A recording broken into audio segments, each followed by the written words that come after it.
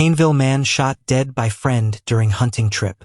Police are investigating the tragic shooting death of 29-year-old Lakeram Prasad, who was killed during a hunting trip with friends on Saturday morning. His friend, 64-year-old Rocky Blackman, has been arrested in connection with the incident.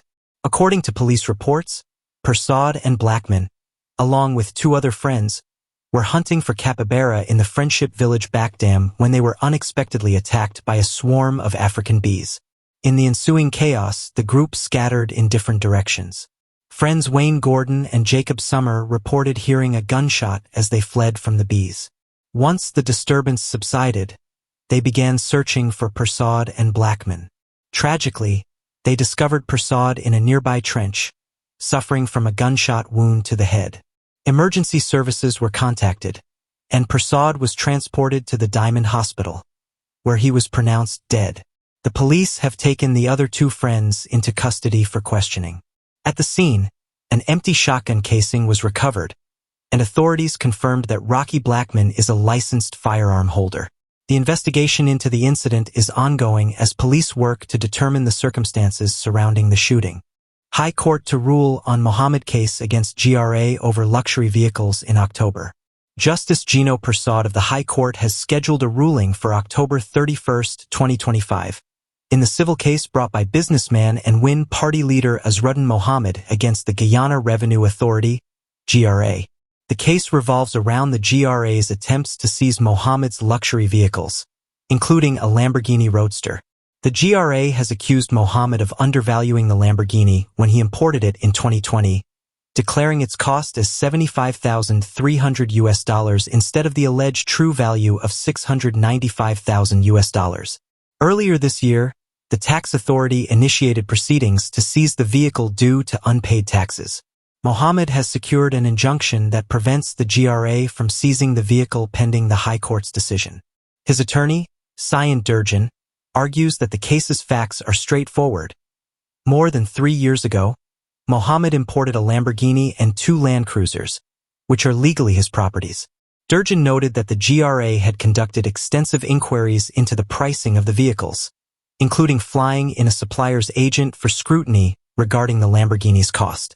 In response, GRA's Deputy Commissioner of Law Enforcement and Investigation, Rajendra Singh, submitted an affidavit asserting that the charges against Mohammed were instituted within the legal time frame, despite being labeled as belated. Singh emphasized that summary proceedings for breaches of the Customs Act can be initiated up to 7 years after the alleged violations.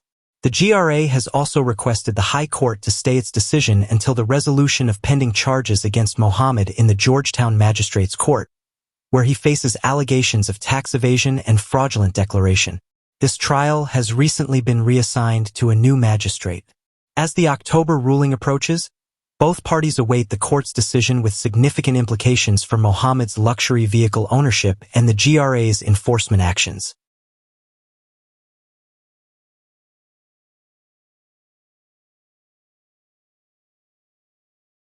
Charity man sentenced to 36 months for cocaine trafficking. Alfred Andrew Paul, a resident of Charity, Essequibo, has been sentenced to 36 months in prison after pleading guilty to drug trafficking. He was also fined $22.2 million following his arrest with 32 pounds of cocaine in a backpack. Paul appeared at the Suddy Magistrates Court on Friday, where he admitted to the charges shortly after they were read. His arrest occurred during a Customs Anti-Narcotics Unit, CANU, operation on Thursday, prompted by intelligence regarding drug activity in the area. Agents located 13 brick-like parcels containing the cocaine, leading to Paul's immediate detention. CANU has been actively monitoring cocaine shipments from neighboring Venezuela, as border communities are often utilized for trafficking operations. WPA calls for overhaul of Guyana's security system amid economic growth. By news source Guyana, the Working People's Alliance, WPA, is advocating for a complete overhaul of Guyana's security system to address existing and emerging threats as the country evolves into a petrostate. Co-leader Dr. David Hines highlighted recent events, such as a significant drug bust at Chetty Jugan International Airport, as indicative of broader national security issues. He criticized the Guyana police force for being ill-equipped to manage the country's porous borders and transnational crime. Dr. Hines emphasized the government's heavy investments in infrastructure, contrasting them with a lack of adequate security measures to match the growing economy. He pointed out that corruption is deeply entrenched, contributing to the rise in crime. He called for a state of emergency within the security system, urging accountability from all levels, including government officials and police. Dr. Hines argued that the security system is fundamentally broken and requires comprehensive renovation. In response, newly appointed Minister of Home Affairs, Wanij Walrond, stated she is assessing the security sector, but noted a reported decline in serious crime incidents.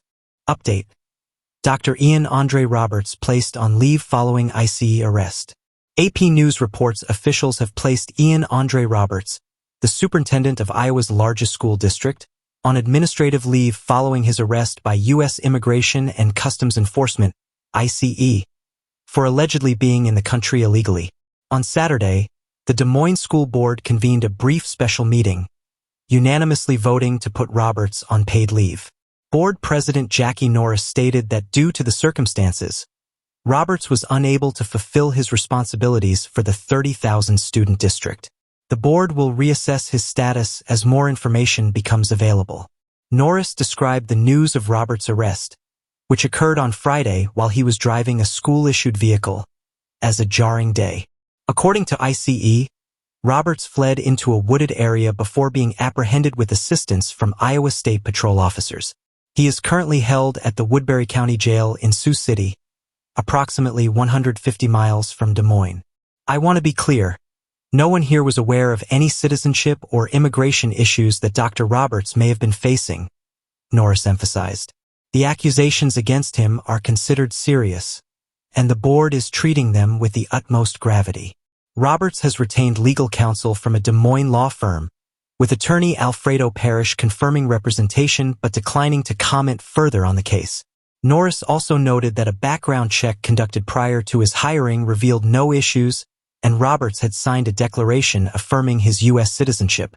In a statement, the Iowa Department of Education confirmed that Roberts stated he was a U.S. citizen when applying for an administrator license.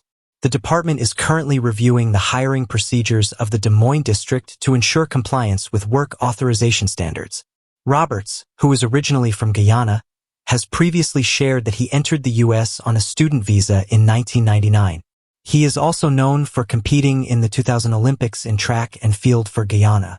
A former senior official from the Guyana police force remembered him as a promising athlete who could have pursued a career in law enforcement had he not emigrated.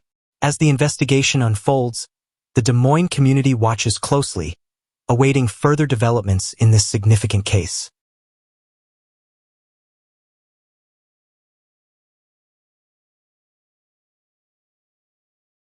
Police investigate Facebook post linking officer to teen student. Allegations denied.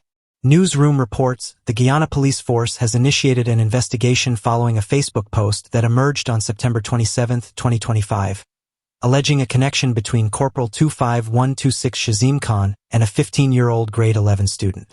The gender-based unit at the Mabaruma police station promptly intervened, interviewing the student and her mother. The teen reportedly stated that she had never engaged in any sexual relations with Khan, referring to him as a family friend. Her mother corroborated this account, emphasizing her belief in her daughter's honesty. Both have provided written statements to the police. In a further effort to clarify the situation, the Regional Division No. 1 commander consulted with Ms. Rahana Chan, the school welfare officer for the region, who also conducted separate interviews with the student and her mother. The pair consistently maintained their position, although the mother declined to permit a medical examination, asserting that the Facebook post was intended to tarnish her daughter's reputation. Without this consent, the welfare officer indicated that the investigation could not advance. Despite these challenges, authorities have engaged Blossom Incorporated, which is set to conduct a forensic interview with the teen today at 11 o'clock hours. Police have assured the public that the investigation remains active and will be expedited.